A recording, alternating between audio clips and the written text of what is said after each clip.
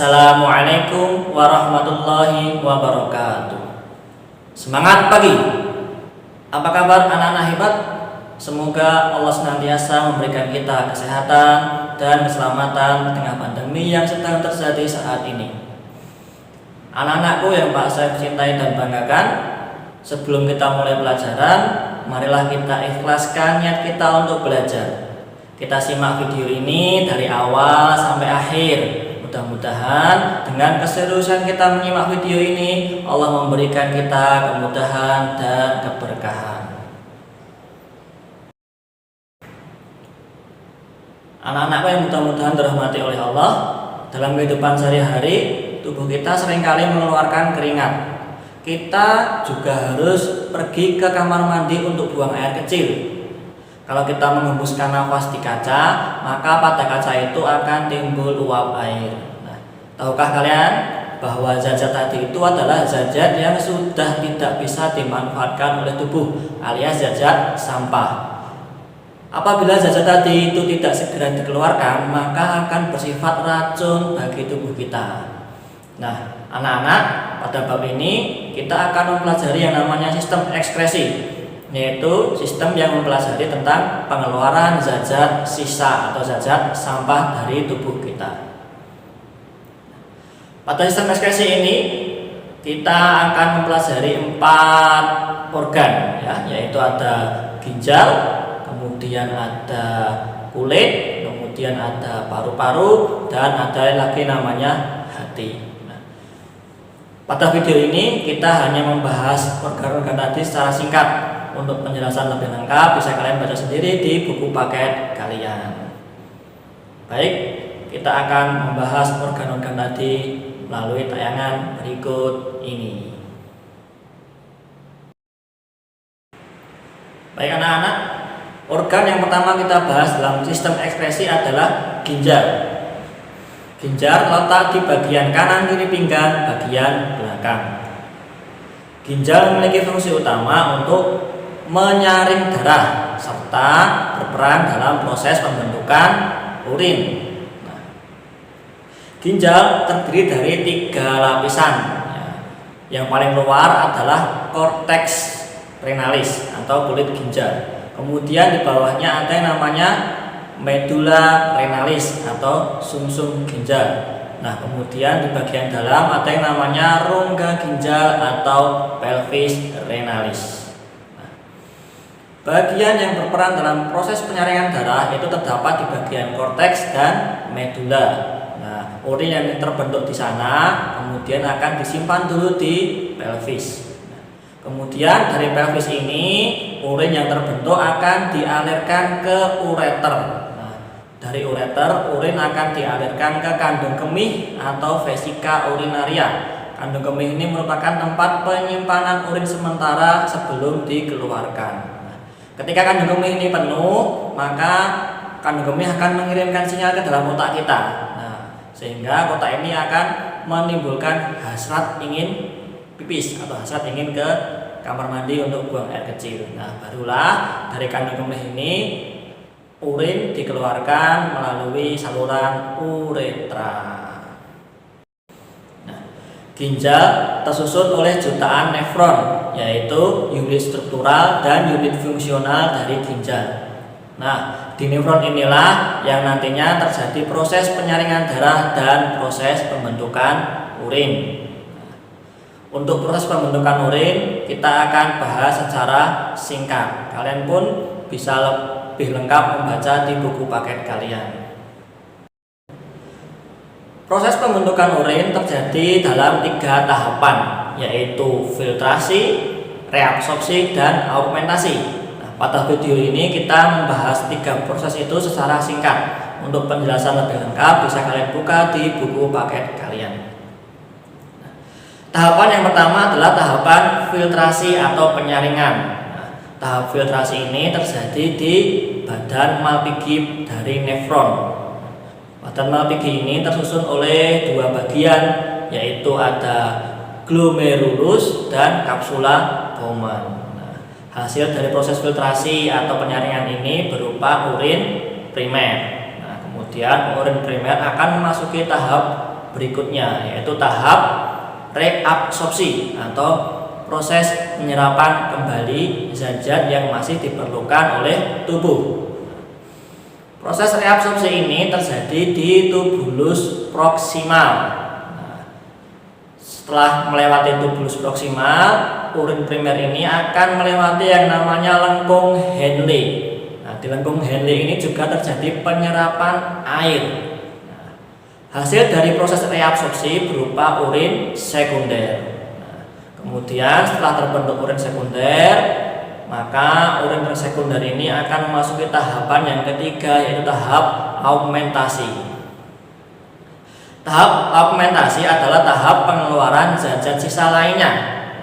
Urin sekunder tadi yang sudah melewati lengkung Henle akan masuk ke tubulus distal. Di tubulus distal inilah terjadi proses augmentasi atau pengeluaran zat-zat sisa lainnya.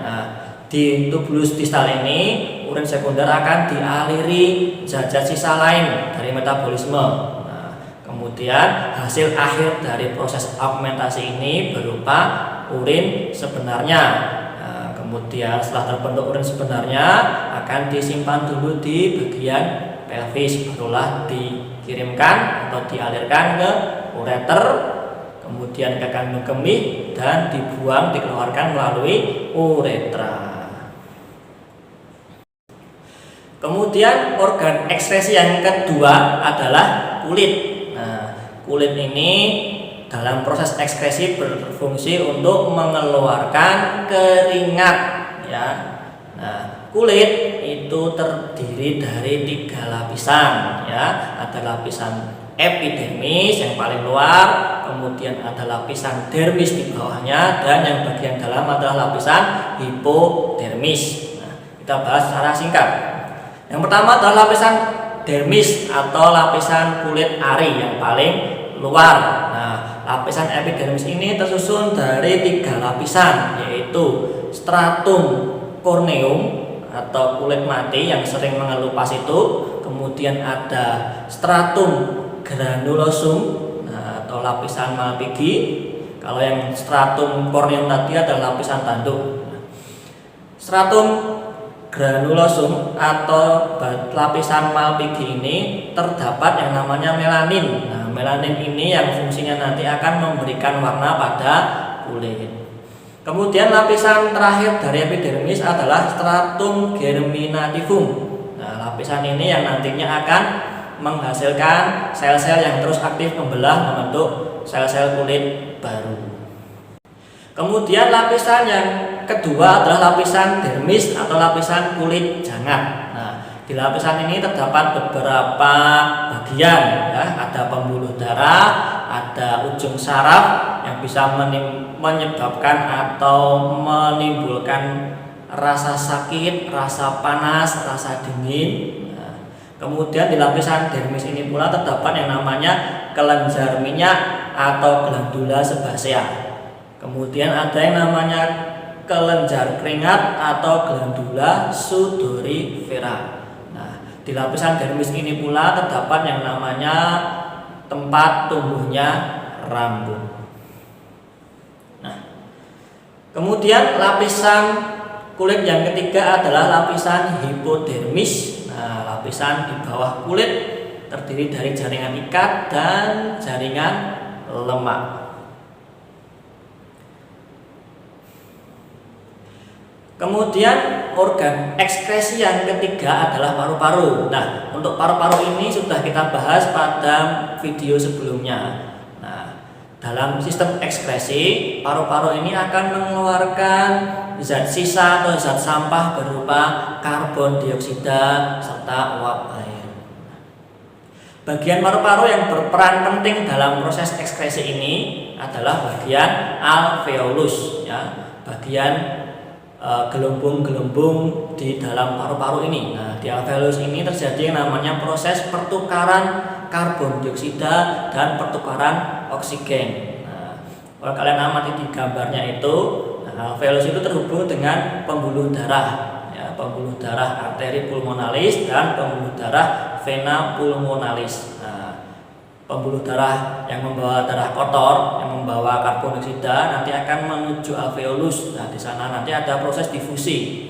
Nah, darah kotor ini nanti karbon dioksida akan diambil, kemudian akan dikeluarkan ke luar tubuh melalui hidung. Nah, sedangkan oksigen atau darah bersih nanti akan dialirkan kembali menuju jantung untuk dialirkan ke seluruh tubuh.